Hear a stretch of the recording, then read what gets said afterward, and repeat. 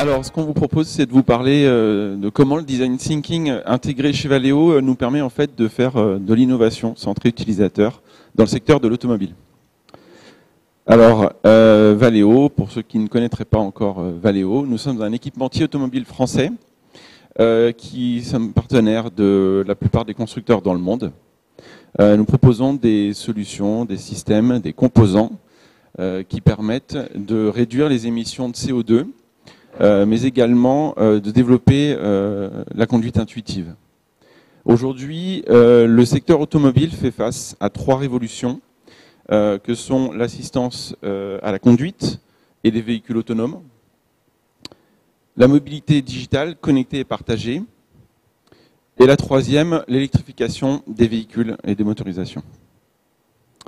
Alors, on va intervenir dans 4 domaines principaux qui vont être la visibilité, la motorisation, les systèmes thermiques et le confort et l'assistance à la conduite.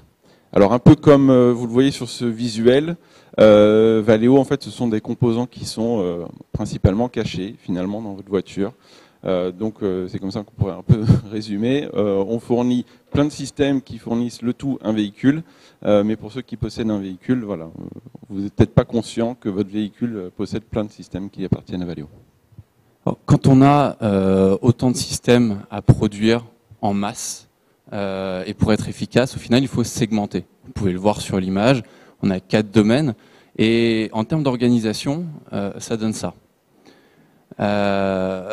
C'est lourd notamment dans l'innovation, certains se reconnaissent peut-être ici. Au quotidien, ça ne peut pas forcément être facile, mais c'est efficace pour la production. Au final, les entités d'innovation chez Valeo, un de leurs jobs, ça va être de casser ces silos, de faire abstraction des frontières pour pouvoir travailler ensemble et pouvoir composer des technologies, des savoir-faire et proposer des solutions qui sont différenciantes à nos clients qui sont les constructeurs automobiles du coup. Mais on aimerait aller plus loin que juste ça, juste des compositions de technologies. Et c'est là que l'innovation centrée utilisateur, le design thinking, va entrer en jeu.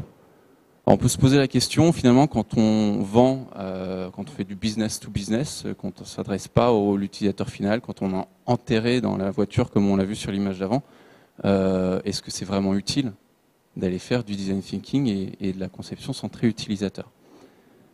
On va revenir à l'origine. Valeo, c'est une entreprise qui a des origines dans l'ingénierie, c'est-à-dire qu'on est naturellement très technocentré. Ce que ça veut dire, c'est qu'on va chercher des nouvelles technologies à fort potentiel, et on va aller les proposer à nos clients pour que ça réponde à leurs besoins, on l'espère. Mais les besoins, comme les technologies, ça évolue.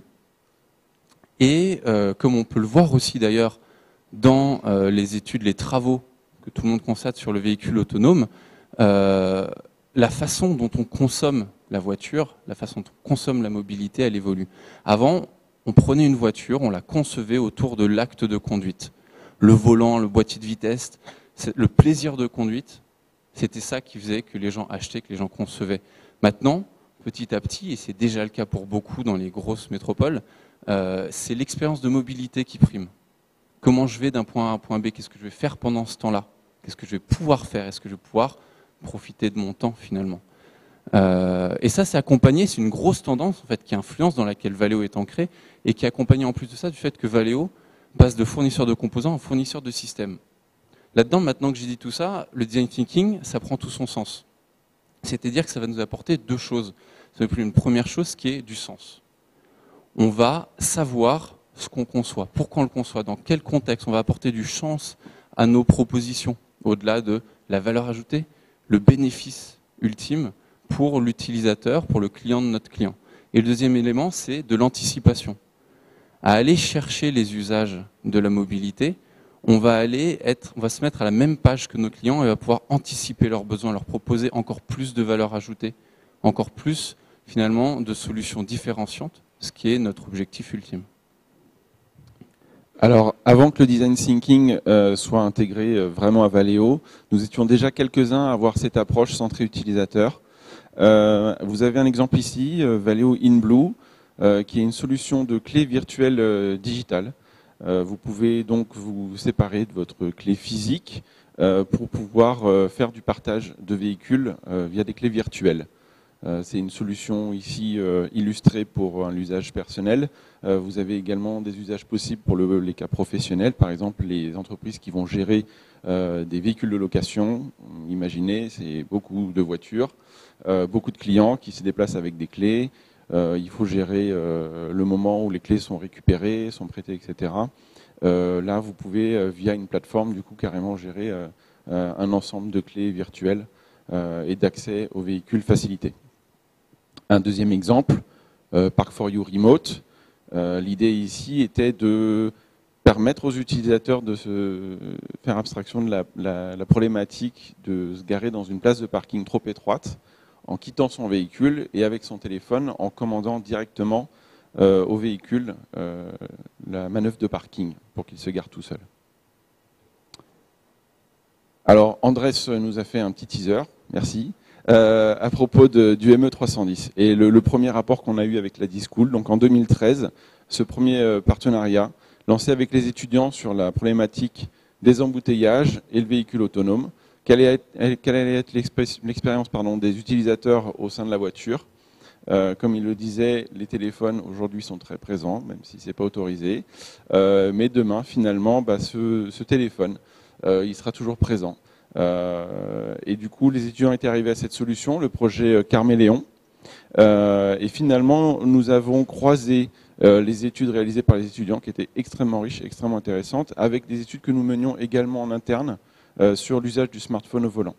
De ce croisement est né Valeo Mobus, un prototype qui permet de montrer comment les utilisateurs peuvent ne pas contrôler le smartphone directement dans leurs mains, mais via le volant de leur véhicule, pour qu'ils puissent garder les mains sur le volant et assurer des reprises en main rapides en cas de demande de reprise en main du véhicule en conduite manuelle.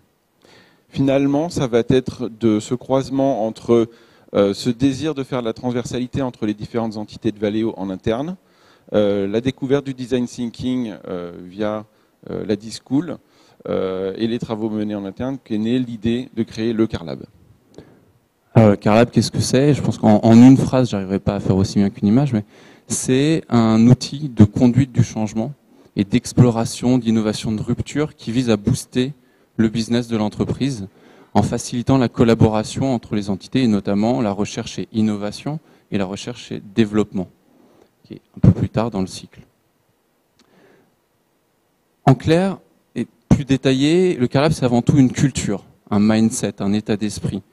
C'est le fait d'encourager les collaborateurs à user d'empathie pour identifier des problématiques, à prototyper, à tester, à itérer et à aller chercher la validation des trois éléments qu'on connaît bien, la viabilité, la faisabilité et surtout la désirabilité. Et puis c'est des objectifs. Ces objectifs, ça va être pouvoir de générer des nouveaux projets collaboratifs d'innovation. Ça va être d'identifier des nouveaux partenaires. Ça va être de générer de la propriété intellectuelle, des brevets. Et surtout de pouvoir inspirer la roadmap d'innovation de Valeo, puisque comme je le disais juste avant, il s'agit d'anticiper.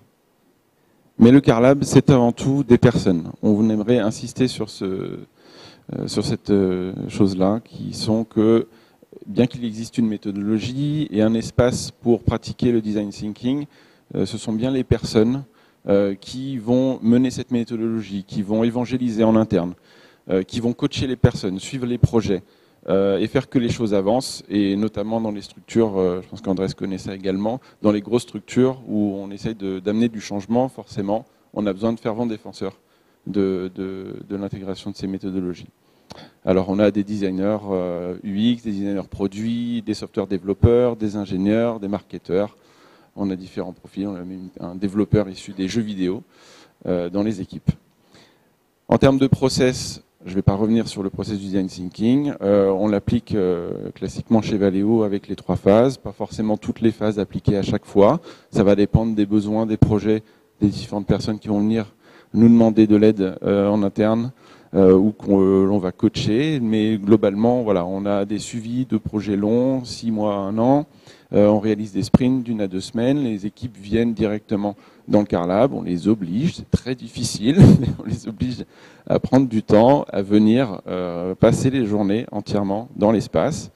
Et également, on fait des formations, une fois de plus, pour évangéliser et puis pour monter les gens en compétence sur la méthodologie. Pour finir, le Carlab, c'est un espace qui va nous permettre de favoriser la créativité, le prototypage, et puis les tests utilisateurs. Donc là, vous avez des photos justement de la dernière promotion du ME310 avec qui on a travaillé et qui sont venus faire tester leurs prototypes au sein de l'espace. C'est un espace dans lequel on va avoir aussi des mini-conférences qui vont pouvoir nous permettre aussi d'amener des acteurs extérieurs, des startups, des entreprises, des partenaires, qui vont pouvoir pitcher et présenter les travaux qu'ils mènent et avec lesquels on peut être amené à travailler.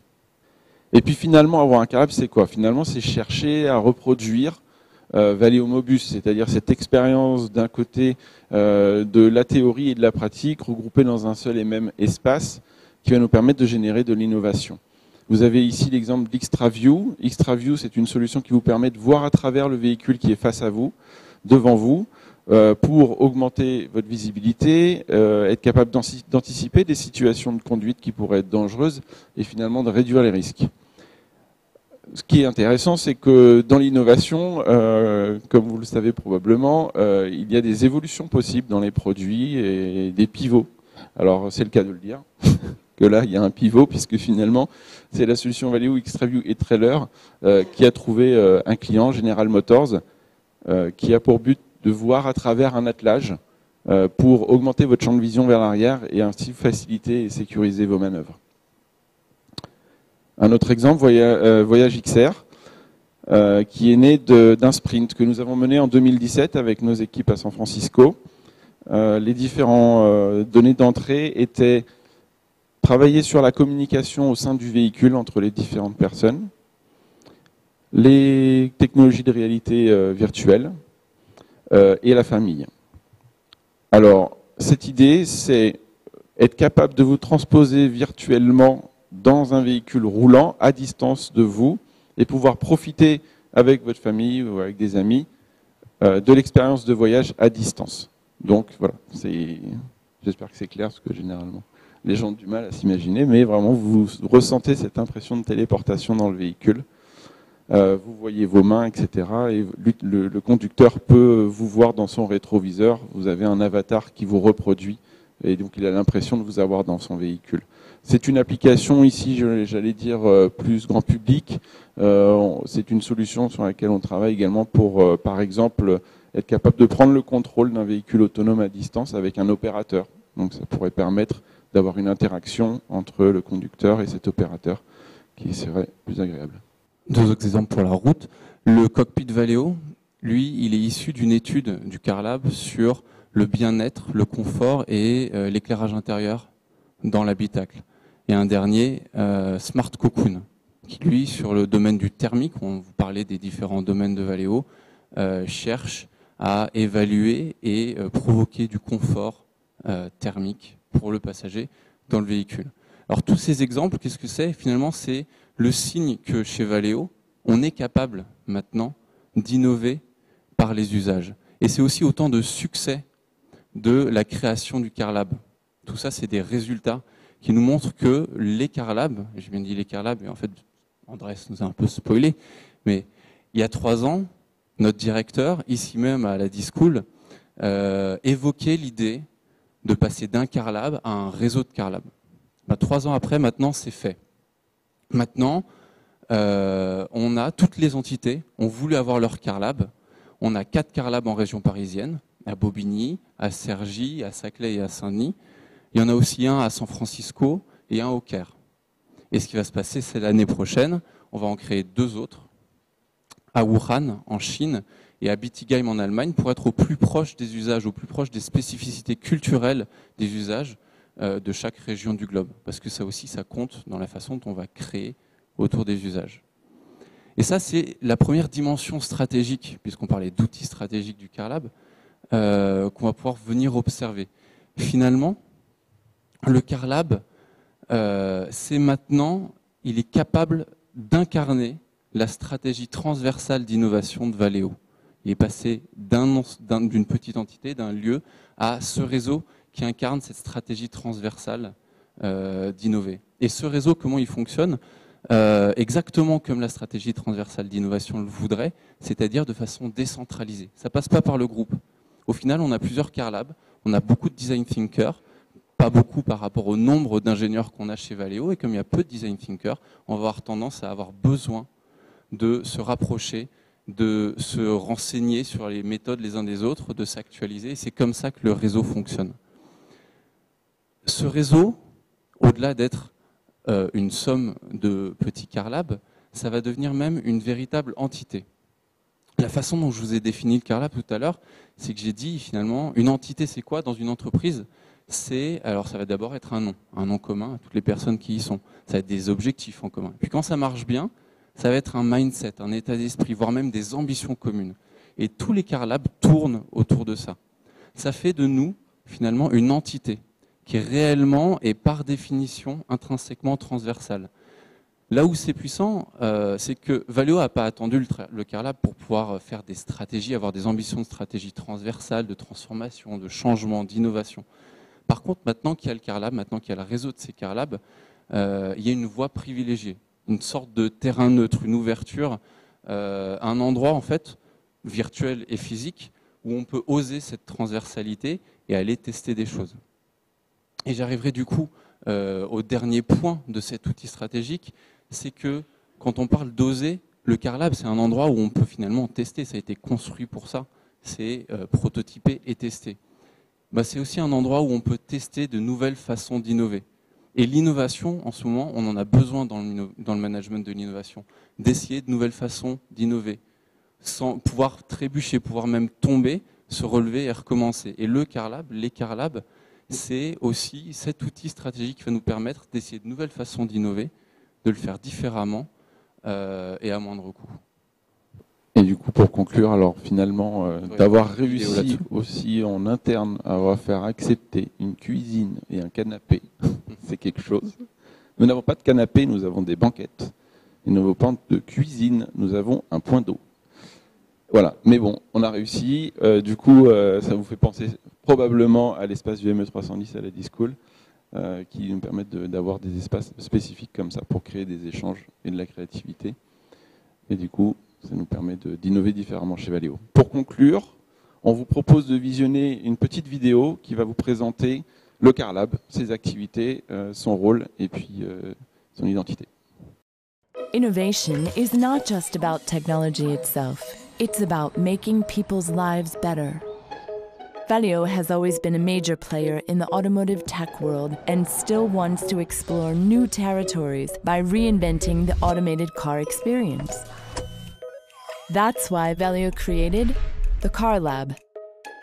At the Car Lab, we have a mission to incubate and accelerate promising concepts in order to enrich them and prove their value through a user-centered approach, a startup mindset, and a transversal dynamic. How do we do that?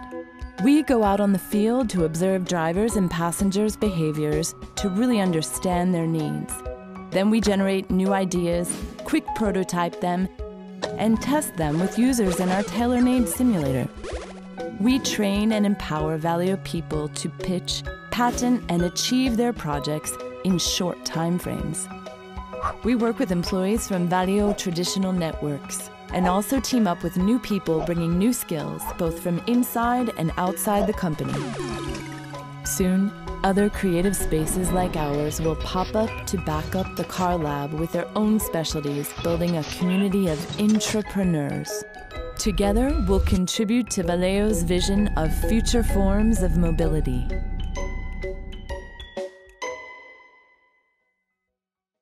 Voilà, merci à tous pour votre attention. Merci.